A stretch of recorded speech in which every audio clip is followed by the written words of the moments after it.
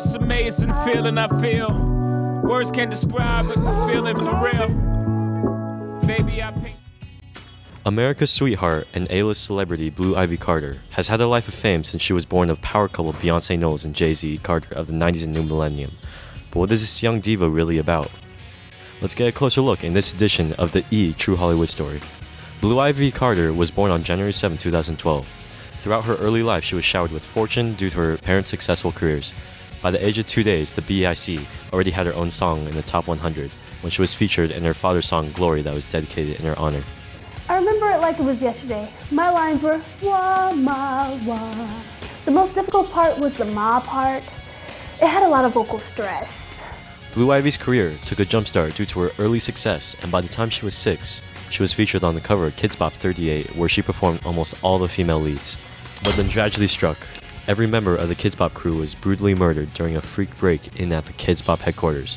No one survived except for Ivy herself. I was just so traumatized. It was so difficult on a young, flawless child as myself, especially since a day before the tragedy, I was furious over one of the other children on the Kidz Bop crew wanted to have one of my solos. The killings were done in a quite peculiar way, stated the lead detective.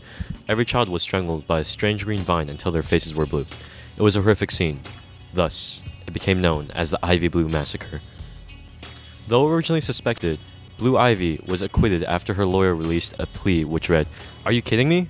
Do you really expect the Queen Bee's daughter and Jay-Z's child to commit such imaginable acts? Look at her. She's the cutest thing since Miley Cyrus during her Disney days." No charges were filed. After overcoming the trauma that was the Ivy Blue Massacre, the Knowles-Carter family welcomed the second child, a healthy young son named Red Pickle. You could say Red Pickle quickly became a friendly rival of Blue Ivy herself. I'm just saying, if someone were to murder my brother in a desperate attempt to end his terrible music career, then little Miss B.I.C. wouldn't inherit any money for her little rojo pickle. Thankfully, my parents didn't make such an idiotic will. When I dealt with my parents' murder, I luckily was secure in a luxurious life due to their huge bank accounts. Which leads to the disaster that changed Hollywood forever. On January 7th, 2028, Blue Ivy's sweet 16th birthday, Jay-Z and Beyonce were murdered. Well, there I was, at some undisclosed location, when I got the phone call from a weird number. At first I thought it was my girl Willow Smith got a new number, but when I answered it, my world was completely changed. Officers claimed that the murders were very similar to the Ivy Blue Massacre from 2018. So close, in fact, that the detectives were sure that the same murderer was responsible. I was so concerned with what happened. I mean, before my parents' death, I had a huge argument with them about what I wanted for my birthday. They were telling me that I couldn't buy small third world countries as a vacation spot for my special day.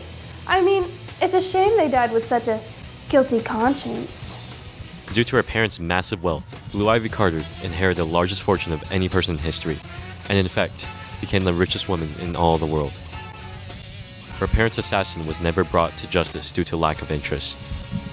And now we're left with a young woman now 18 years old, shaped by the events of her past to what she is now. I'd say I'm very satisfied with what my life has become. I can buy whatever I please. I have more talent in my left pinky than any other singer. And since Pickle moved to South America to help some no-name orphans, he no longer annoys me as much as he used to. Life is good. Blue Ivy Carter, the B.I.C., whatever you call her, no one has lived a life quite like hers. What does the future hold for her? Only time will tell, as we leave you, the audience, with these final words from Blue Ivy herself. My mother told me I was born a single lady. But she was wrong. I was crazy in love with an irreplaceable part of my life. I was having sweet dreams to run the world as a diva and roar a crown like a halo. And to be honest, if I were a boy, I would have accomplished my goal as a countdown hit.